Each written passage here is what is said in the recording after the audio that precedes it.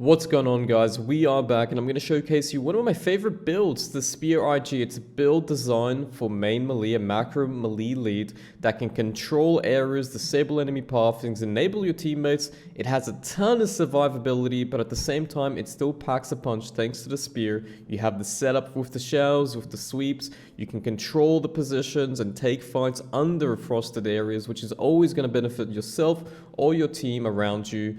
But at the same time, in certain aspects of the war, it's going to be very, very effective. For example, controlling back gates, respawns, enemy healing positions, or at the same time, just trying to take position off the enemy, securing pathings for your team. And I really like this build because you can kind of flex amongst the damage, amongst the tankiness, and at the same time, different ways of playing the game. So let's get straight into it, guys. So here we have it. We got the skill tree for the Spear and the IG as well. Obviously, let's talk about the IG. Very simple stuff. We're going to be mostly using the builder skill tree, and a lot of it just comes down to the fact that we're not really doing damage, okay? The damage that we're going to be applying with the IG is going to be more of a utility aspect, debuffing, diseasing the enemy. And you're probably asking, what do you mean by diseasing? We'll get back to that in the later stage of the video, and I'll showcase how you can disease them with the IG. But for the meantime, we're mostly using defensives. We're going to be applying rends, we're going to have fortification buffs,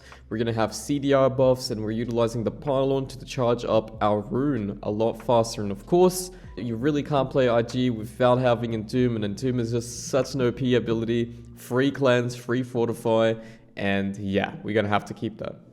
As for the Spear itself, pretty traditional sweep coup de grace build here. We're going to be getting all of the decent passives on the left side skill tree. At the same time, we have Skewer, 3 points of Skewer. We don't want to go past the 3 points of Skewer because obviously in the wars, they can cleanse it or even just utilize Entomb, as I mentioned before, to get rid of that as well. So we're not going to be relying too much on having constant debuffs on the enemy because we can always reapply it thanks to aggressive maneuvers.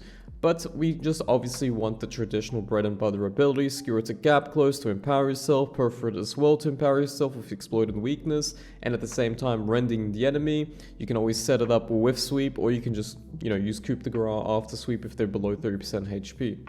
Now with the attributes, we're going to talk two different builds. Now, the first one I'm going to talk about is your bread and butter. Now, the 160 strength, 300 dex, 150 con, obviously you can go 160 con, 150 strength, doesn't really matter. That's about the much damage you'll get. Of course, there is 5 extra stats showcasing on the build on the bottom, so the damage is not absolutely accurate, so you're probably going to have about 630 plus damage when it comes to the Spear itself, with the 5 extra points on strength. But nonetheless, we're looking at your bread and butter dex 300 perk. You can utilize it to weapon switch and get out of stuns, roots, and just general slows.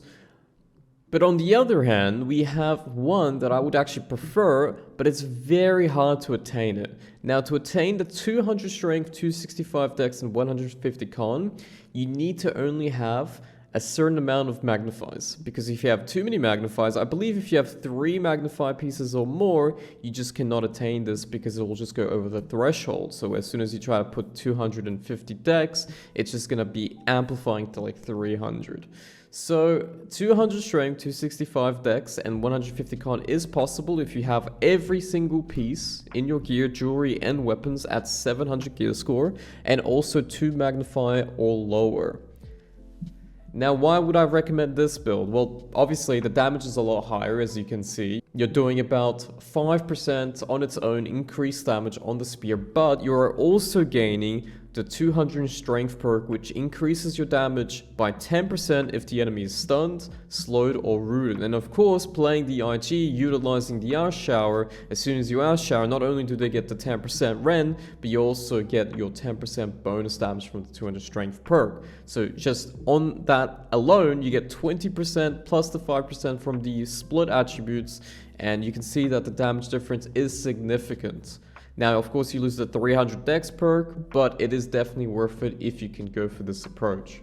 As mentioned in my other videos, there is a farmable spear, and it's called the Keratin Spear. Now, just because it's easy to attain and it's a free spear that you can get doesn't necessarily mean it's free, because you still have to spend 3 chromatic seals and a matrix.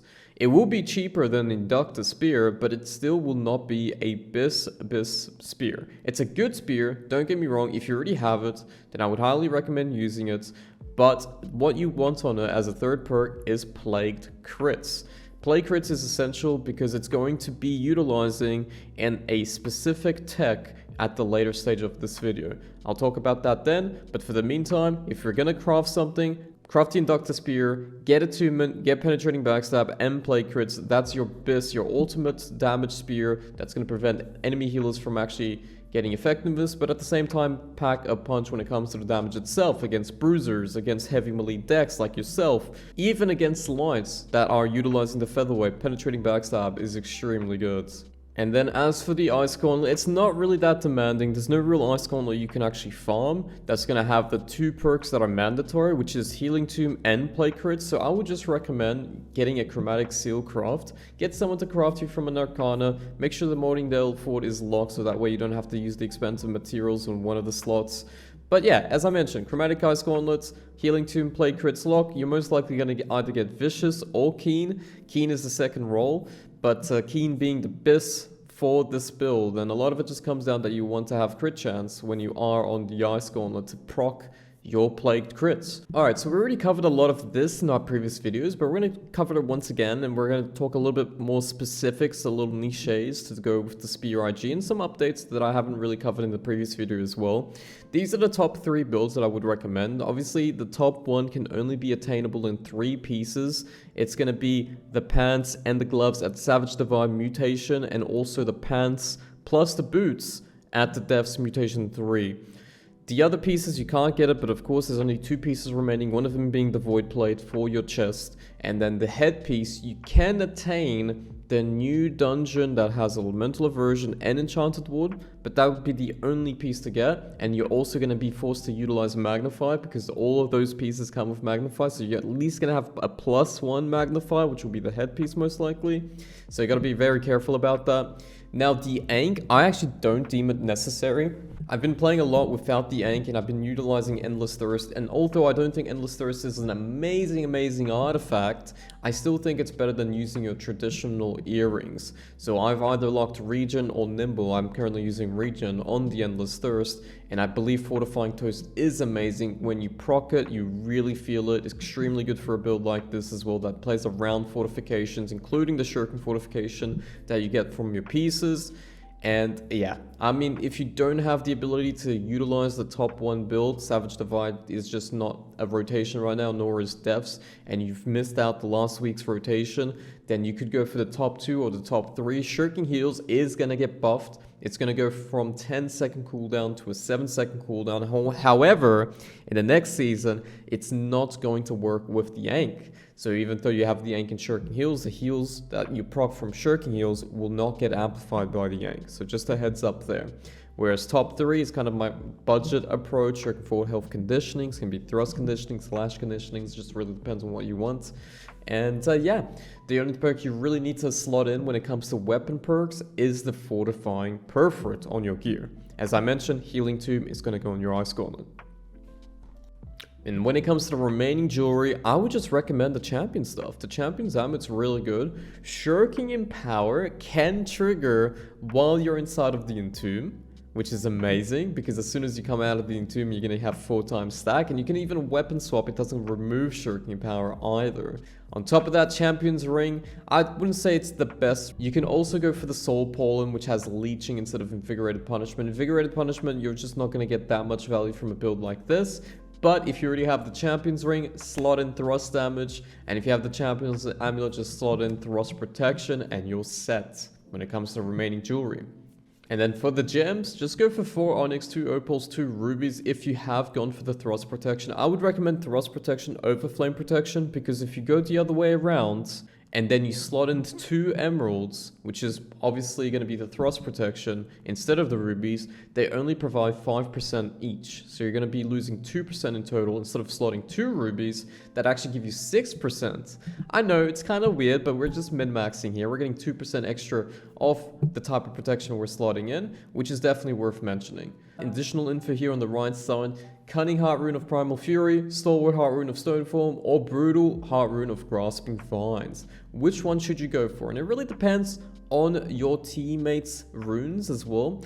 I could have even mentioned Bile Bomb. It's definitely worth something that you could potentially run, especially in fights that are very healer-centric, either be in arenas or either be in wars as well when you're playing 5v5s and the enemy's constantly playing on Bile Bomb. If no one in your team has Bile Bomb, maybe you should go for the Bile Bomb. But anyhow, we just mentioned these 3 runes. I think they're very versatile. Stone Form, don't really have to talk too much about it. You know what it does. You pop it, you get healed, you survive very well, you get grit from it as well. Now, the other 2 runes are more offensive runes. You have more options with the Monkey rune, which means that as soon as you unleash it, you're going to do damage. You're going to give him a stagger roll if you combo it with sweep. It doesn't work like it used to work. But at the same time, you can still do those heavy left clicks, come out of the rune, do a ton of damage with the Cunning Heart Rune of Primal Fury. And you have grit, which means you just don't get staggered or stunned. But the cool thing about this rune as well is if you use a little bit of a jump tech, you can run faster than normal running speed. Brutal Heart Rune of Grasping Vines is something that you can combo after the Coup de Grace. So you can do something like sweep, Coup de Grace, pop Heart Rune Vines, and then it's going to cancel your Coup de Grace animation, so it did the damage already, plus the vines on top. You can always entomb to cleanse the exhaust if you want to, but you could also slot Purifying Heart on your ring to get rid of the exhaust from the vines usage. But yeah, these runes are what I would recommend. There is obviously the Bile option that I didn't add here, but now you know. Other than the ability to get insane movement speed under your iced areas, you get 10% from Quick Frost and also 25% from the shower itself for 2 seconds. We're going to be showcasing some CDR abilities. And as you can see here, it's reducing about 6 seconds off the Entomb and the shower. But other than that, we also have the Fortification uptime, and that comes from the Fortifying Perforate, it comes from the IG abilities, it comes from Oak Flesh, and all of these escalate together, and this is without even shirking Fortification. As you can see here, Fortifying Perforate increasing my values. You're obviously going to get 20% fortified by any IG ability that you cast. That comes from the Pile and the Ice Shower as well as the Entomb. But the Entomb, however, you're getting another 25% from Strength Tomb when you do break out the Entomb. So 45% total of fortification.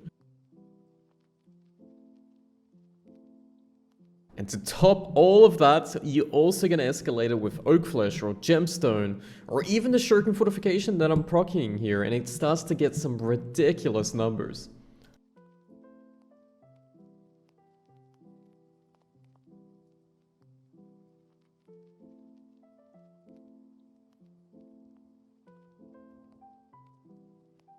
Next up, we're going to showcase a little bit of a tech when it comes to the Rune Glass, when it comes to the integration of the pylon. And here we have it. We're going to have multiple DOTs being casted on multiple targets at once. Of course, if you have the same type of element DOT, you can't stack on top of each other with the 2 weapons, but you can spread it, which is actually much better, because instead of refreshing the stack, not only are you applying on multiple targets, but you're also potentially diseasing them with plagued crits, right? So if you have plague crits on both weapons, especially if it hits them from the back, even displaying a white number is considered a crit, or even if it crits itself, then it's going to be applying disease. So you can have multiple stacks of people diseased, all with the effect of the Rune Glass DOT, which will amplify your uptime of the Heart Rune. And for the final notes, I really want to thank you guys for making the 1000 subscription on YouTube actually happen. I never thought I would be reaching this milestone because I never really had an intention to be a YouTube content creator, but thanks to you guys asking me on stream, on my Discord community, on YouTube to create more videos, to talk about certain things, we've made it happen, guys. So thank you so much for tuning into this video. Thank you so much, 1000 sub milestone. And I'll make sure to pump out a new video. It's going to come out in the next couple of days. It's going to be integrating the Flex IG spear build, but it's going to be talking about how to play it in wars, the best way to do it. And we're going to be showcasing that in the next video. So make sure to tune in, and I'll catch you guys in the next one.